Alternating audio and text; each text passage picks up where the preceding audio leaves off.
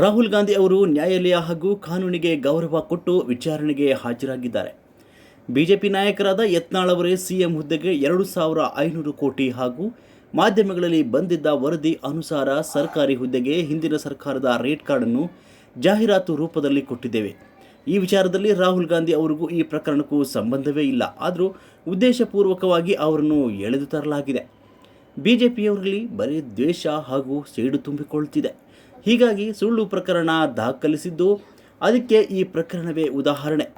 ಈ ಪ್ರಕರಣಕ್ಕೆ ಸಂಬಂಧಿಸಿದಂತೆ ರಾಹುಲ್ ಗಾಂಧಿ ಅವರು ಆಗಮಿಸಿ ನ್ಯಾಯಾಲಯದ ಮುಂದೆ ಹಾಜರಾಗಿದ್ದಾರೆ. ಡಿಕೆ ಸುರೇಶ್ ಅವರು ಜಾಮೀನು ಕೂಡ ನೀಡಿದ್ದಾರೆ. ಕಾರ್ಯಕರ್ತರು ಹಾಗೂ ಅಭಿಮಾನಿಗಳು ಬಂದು ಬೆಂಬಲ ನೀಡಿದ್ದಾರೆ. ಅವರೆಲ್ಲರಿಗೂ ಧನ್ಯವಾದಗಳು ತಿಳಿಸ್ತೇನೆ. ರಾಹುಲ್ ಗಾಂಧಿ ಅವರು ಇವತ್ತು ಕೋರ್ಟ್ಗೆ ಕಾನೂನಿಗೆ ಗೌರವವನ್ನು ಕೊಟ್ಟು ಇವತ್ತು ಬಂದಿದ್ದಾರೆ. ಬಿಜೆಪಿಯವರು ಏನು ಯತ್ನಾಳ್ ಸ್ಟೇಟ್ಮೆಂಟ್ 2,500 ಕೋಟಿ ಚೀಫ್ ಮಿನಿಸ್ಟರ್ ಪೋಸ್ಟ್ ಏನಿದೆ ಅಂತ ಹೇಳಿದ್ರು. ಜೊತೆ ಕೆಲವು ಮಾಧ್ಯಮದಲ್ಲಿ ರೇಟ್ ಕಾರ್ಡ್ ಹಾಕಿದ್ರು. ಆ ರೇಟ್ ಕಾರ್ಡ್ ನಾವು ವಾಪಸ್ಸು ರೀಪ್ರೊಡ್ಯೂಸ್ ಮಾಡಿ ಅಡ್ವರ್ಟೈಸ್ಮೆಂಟ್ ಕೊಟ್ಟಿರ್ತಾರೆ. ಅದು ಸರಿಯೋ ಸರಿ ಇಲ್ಲೋ ಅಂತೇಳಿ ನಾವೆಲ್ಲ ಕೇಸ್ ಹಾಕಿದ್ದಾರೆ. ಅದೇ ಸುಮ್ಮನೆ ಬೇಕು ಅಂತ ರಾಹುಲ್ ಗಾಂಧಿ ಅವ್ರನ್ನ ಡ್ರ್ಯಾಗ್ ಮಾಡಿದ್ದಾರೆ. ರಾಹುಲ್ ಗಾಂಧಿ ಯಾವುದಕ್ಕೂ ಪಾರ್ಟಿನೂ ಅಲ್ಲ. ಅವರು ಈ ವಿಚಾರನ ಅಡ್ವರ್ಟೈಸ್ಮೆಂಟ್ಗೆ ಸೈನು ಹಾಕಿರ್ಲಿಲ್ಲ. ಅವರು ಪಾರ್ಟಿ ಆಫೀಸ್ ಬೇರೆಯವರು ಅಲ್ಲ, ಏನೂ ಇಲ್ಲ. ನನ್ನ ವಿರೋಧ ಪಕ್ಷದ ನಾಯಕರ ಸಂದರ್ಭದಲ್ಲಿ ಆಯ್ತು, ಅವರು ಕೇಸ್ ರೈಟ್ ರಾಂಗು ಕೋರ್ಟು ತೀರ್ಮಾನ ಮಾಡ್ತಿದ್ದಾರೆ ಮುಂದಕ್ಕೆ. ಬಟ್ ರಾಜಕೀಯಕ್ಕೋಸ್ಕರ ಮಾಡಿದ್ದಾರೆ. ಬಟ್ ಒಂದು ಅವ್ರು ತಿಳ್ಕೊಳ್ಬೇಕು, ಇಂಥದ್ದು ಬೇಕಾದಷ್ಟು ಬಿಜೆಪಿ ಅವ್ರದ್ದು ಪಟ್ಟಿ ಇದೆ.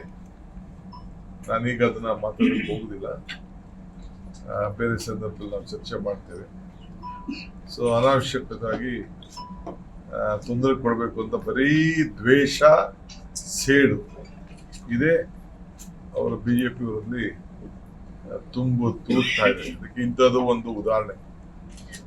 ಸೊ ಆದರೂ ರಾಹುಲ್ ಗಾಂಧಿ ಅವರು ಬಂದು ರಾಹುಲ್ ಗಾಂಧಿ ಅವರು ಬಂದು ಇವತ್ತು ಅವರು ಬಂದು ಕೋರ್ಟ್ಗೆ ಅಟೆಂಡ್ ಮಾಡಿ ಡಿಕೆ ಸುರೇಶ್ ಅವರು ಅವ್ರಿಗೆ ಬೇಲ್ ಕೊಟ್ಟಿದ್ದಾರೆ.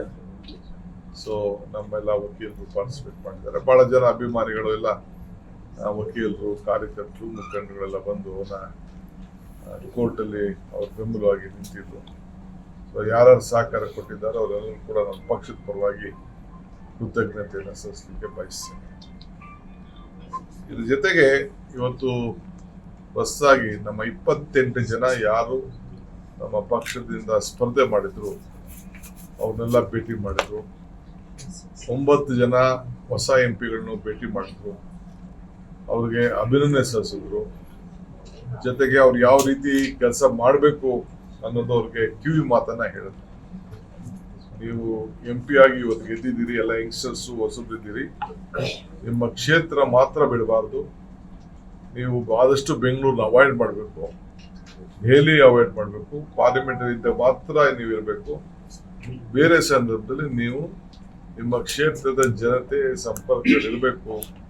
ಸರ್ಕಾರ ಇದೆ, ಸರ್ಕಾರನ ಉಪಯೋಗಿಸ್ಕೊಂಡು ನಿಮ್ಮ ಕ್ಷೇತ್ರಕ್ಕೆ ಏನಾಗಬೇಕು, ಜನರ ಮಧ್ಯೆನೇ ನೀವು ಬದುಕಬೇಕು ಅನ್ನೋ ಒಂದು ಸಂದೇಶವನ್ನ, ಮಾತನ್ನ, ಆದೇಶವನ್ನ, ಮನವಿಯನ್ನ ಅವರು ಮಾಡಿದ್ದಾರೆ.